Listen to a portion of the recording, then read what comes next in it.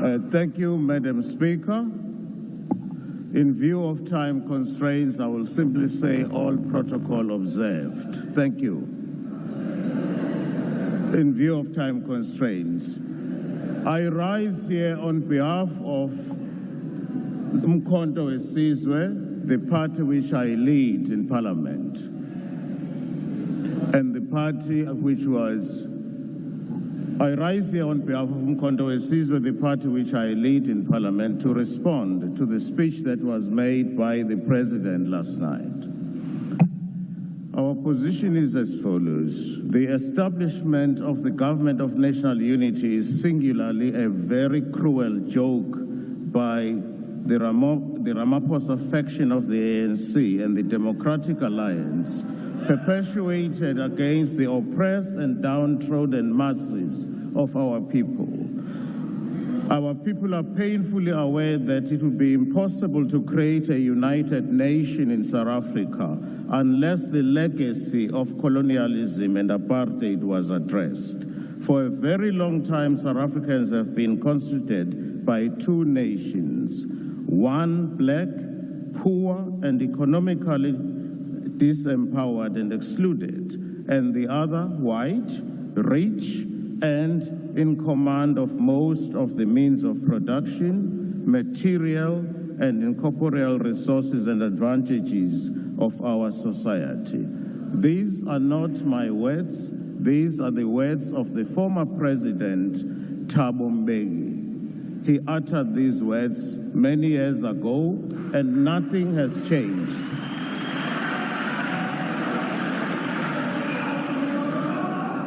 Nothing has changed fundamentally since Thabo Mbeki made those remarks.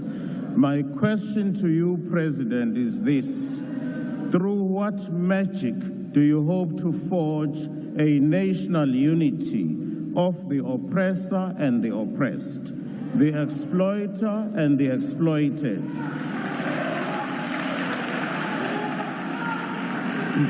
The rich capitalists and the rich capitalists and the toiling and exploited working class. Our position is very clear. When the ANC could not secure majority, it became desperate, and the government, so-called Government of National Unity, was no more than a desperate and deliberate attempt to hold on to power. That's what it's all about. That's what it's all about. Now, if the ANC formed the so-called Government of National Unity on the basis that it was the largest party, you ask yourself, why was that principle not extended to the province of KZN?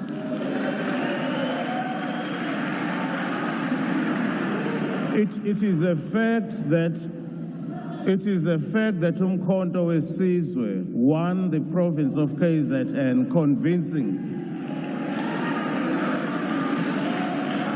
We know that. That is a fact.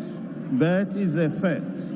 Now, if there was consistency in the principle that the party which has the largest majority, one would have expected that to be done in KZN.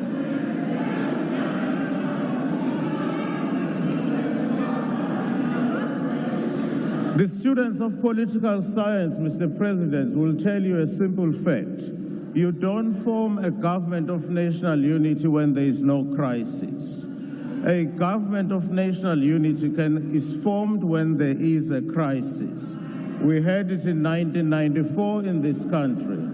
We had it in 1994 in this country because there was a crisis and we're emerging from apartheid. There is no crisis. The only crisis is that the ANC has lost the majority. Now, we understand why the ANC has lost the majority, and you know it too.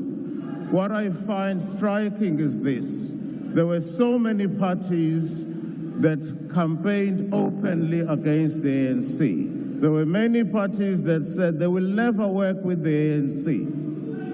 But when they were offered blue lights, they suddenly fell in love with the ANC.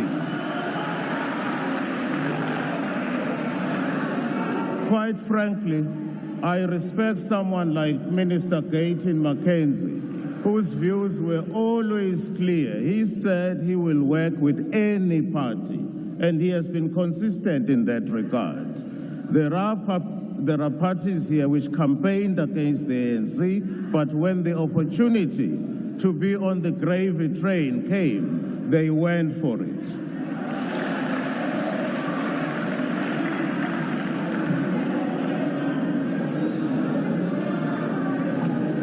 The MK party is very clear. We are aware that your propagandists have been spreading the lie that a national unity government in South Africa could help deepen democracy because it means no one political party can impose its agenda on all and sundry. But we are not fooled, Mr. President. We are not fools. It is very clear that the DA has a veto power in respect of the so-called government of national unity. The MK party was excluded and denied participation in the sellout GNU because we do not agree with the ANC and the DA racist on many fronts. In our manifesto, we were loud and clear. I quote, "The MK party is committed to transformative change across all sectors of South African society. Our policies are designed to address the most pressing challenges we face today." Order, honorable members. Can we all be in order and allow the speaker on the podium to proceed? I will go back to our manifesto. The MK party is committed to transformative change across all sectors of South African society. Our policies are designed to address the most pressing challenges we face today: economic inequality, inadequate access to quality education and healthcare, national security threats, inequitable land distribution, and the need for robust traditional leadership and foreign policies that reflect our values and aspirations. Through our manifesto as the MK party, we aim to lay down a clear path towards a more equitable, secure, and prosperous future for all South Africans. The restitution of land to black South Africans remains a yardstick against which sellout ANC and DA GNU government, against which your performance will be measured. Land has symbolic value to us. It means so much to us. As President Mandela once said in 1995, with freedom and democracy came restoration of the right to land, and with it the opportunity to address the effects of centuries of dispossession and denial. In a similar vein, President Luthuli of the ANC once declared the following. He said, "Without land, there is no dignity."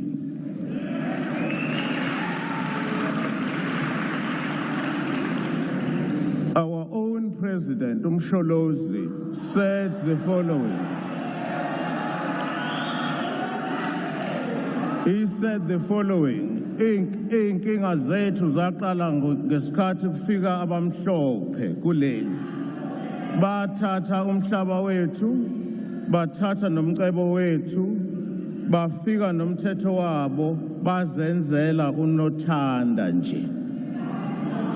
Namhlanje asinamhlaba, Namhlanje asinamfuyo konke kwathathwa ngesihluku.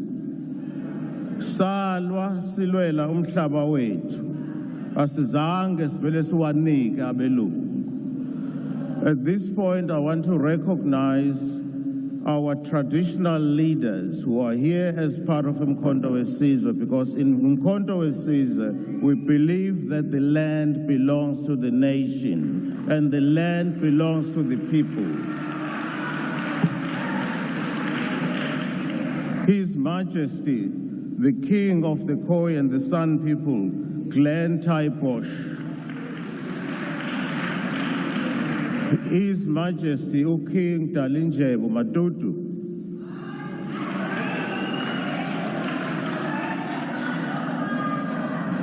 His Majesty, O King Zwelethu Mthethwa, is here. And finally, our own President is a king, Ubabu Zuma. Yes, he is.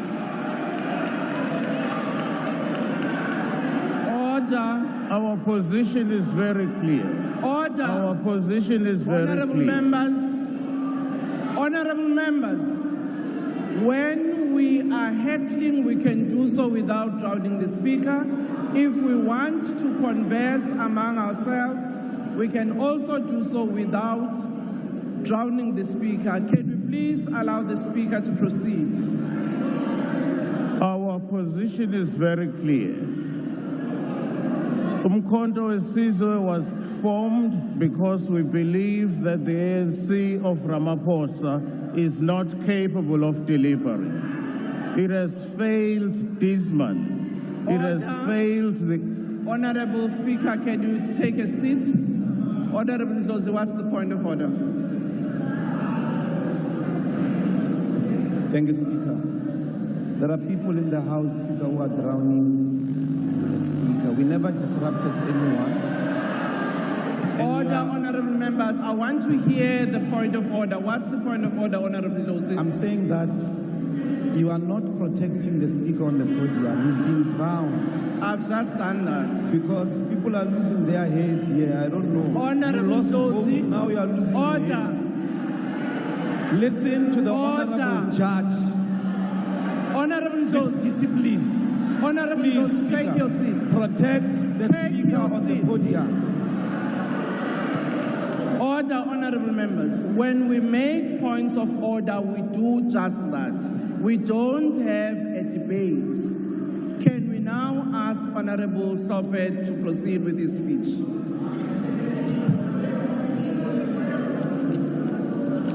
I proceed. Thank you very much, Madam Speaker, and I'm going to proceed. Order. The Chief Whip of the DA, what's your point of order? Thank you, Madam Speaker.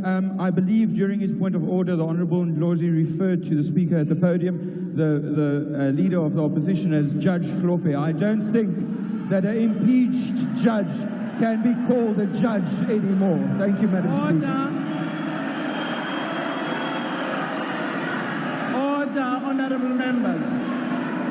Honorable members, I have ruled, can we all be in order and allow the speaker on the podium to proceed? Honorable member, you have your point of order. Well, I'm not going to descend to that level. I've got better titles. Can you take your seat? Yes, honorable member, what's your point of order?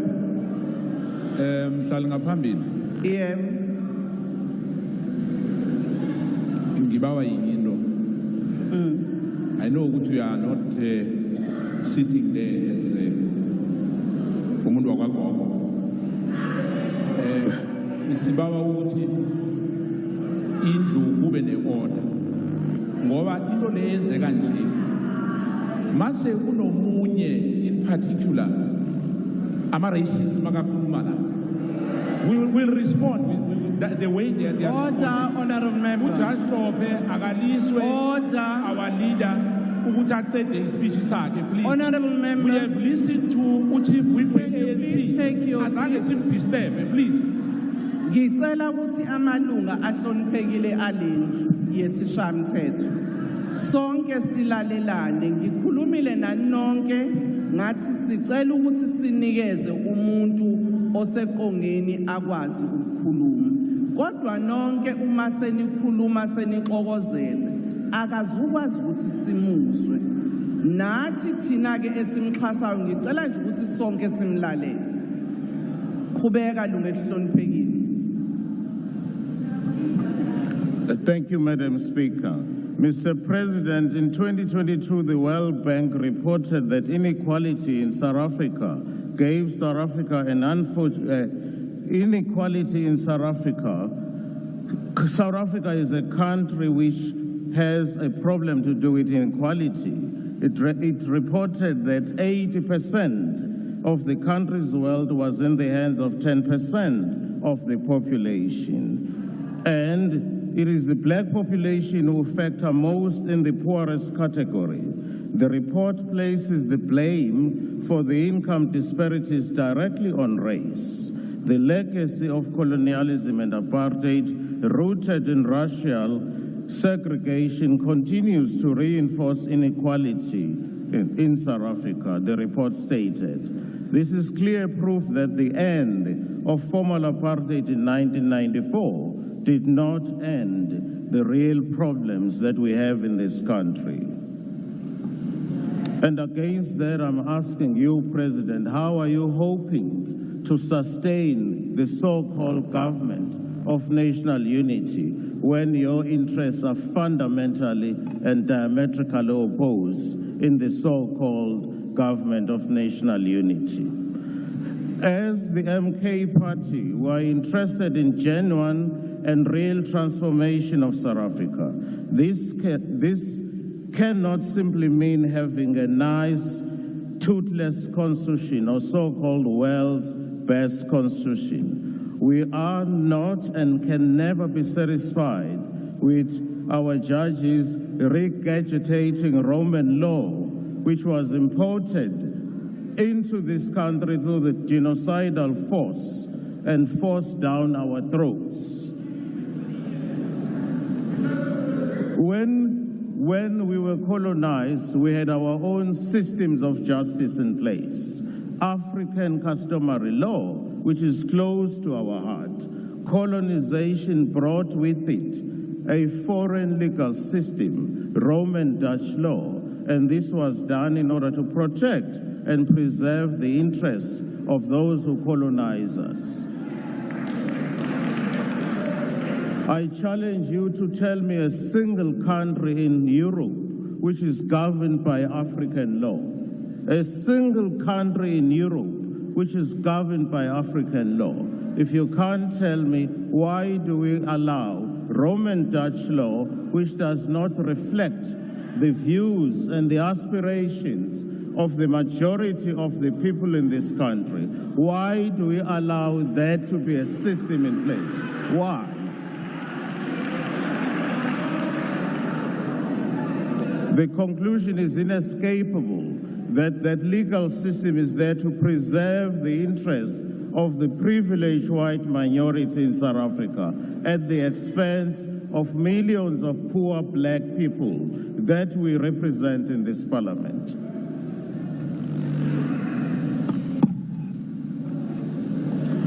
It is our considered view that the speech that was delivered by the President yesterday fails on so many fronts.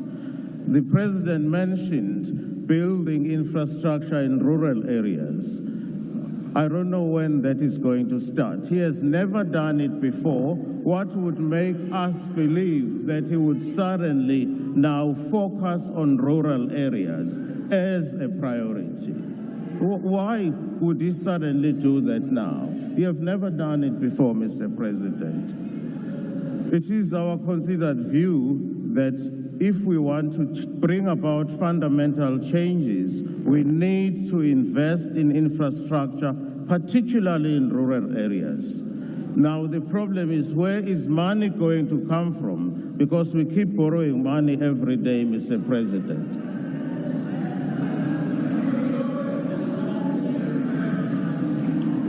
Our view is further that we need serious agrarian revolution in this country to turn things around in agriculture. We need agrarian revolution, which has been lacking. Rural areas in the main have not been taken seriously. Whilst, of course, the struggle continues for Section 25 of the Constitution to be amended. We are not apologetic about our stance. We remain firm. Section 25 of the Constitution must be amended. It is our considered view. Thank you. It must be amended to make provision for expropriation of land without compensation. That is the only way we can redress imbalances of the past and ensure that each and every South African has access to land in this country.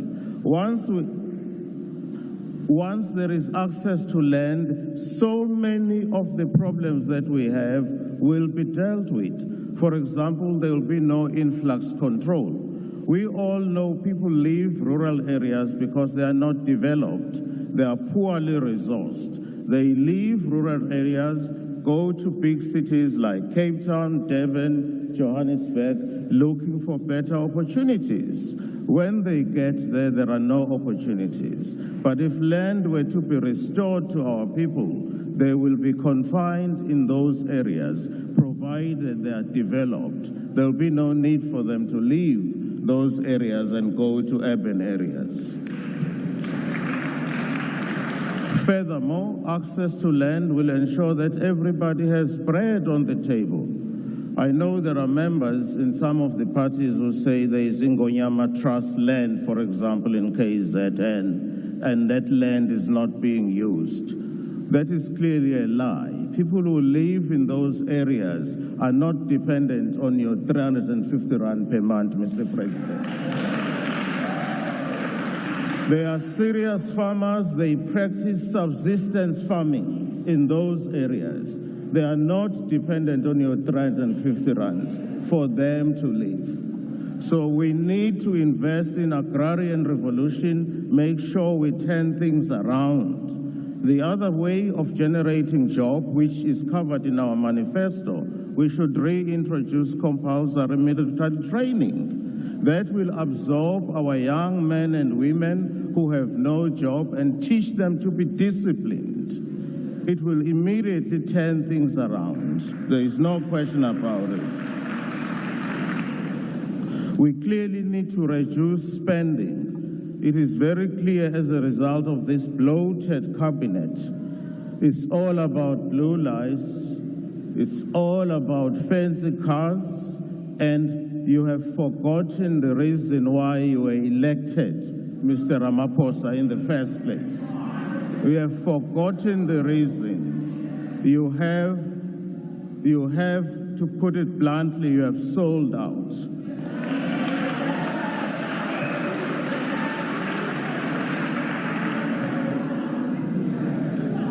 We in the MK will continue to fight for Section 25 of the Constitution to be amended. We will continue to fight for the improvement of the quality of the life of our people, particularly those who live in rural areas, who are by and large black, and I'm using the term black generically. Until those aspirations, we will continue to fight. We will do it in a peaceful and lawful manner. There are parties here, some of them are in government, in the government of national unity. I've heard some people, ministers, advocating the death penalty. That is unconstitutional, and nobody has said they are acting unconstitutionally. The death penalty was outlawed in this country way back in 1995. Now, to find a cabinet minister advocating death penalty without the Constitution being amended is ridiculous. Where we come from in the MK party, we will continue to act within the law, and it is our right as politicians to act within the law so that the law can be changed, so that it will benefit the majority of the people in this country. Until such time that Africa and Africans are free, the struggle will continue. And insulting us and howling at us or pretending that we are talking nonsense is not going to help. As long as the question of land is not being addressed in this country, as long as the question of land is not being addressed seriously, as long as we are being ridiculed, we will continue to fight. That is why, for example, we are challenging these elections results because they were rigged. They were rigged. We know as a fact that we won, certainly convincingly, even in KZN, we know that as a fact. Our results, our votes were stolen and given to certain people who are now comfortably. We will continue with the fight until such time that we get our land back. Thank you.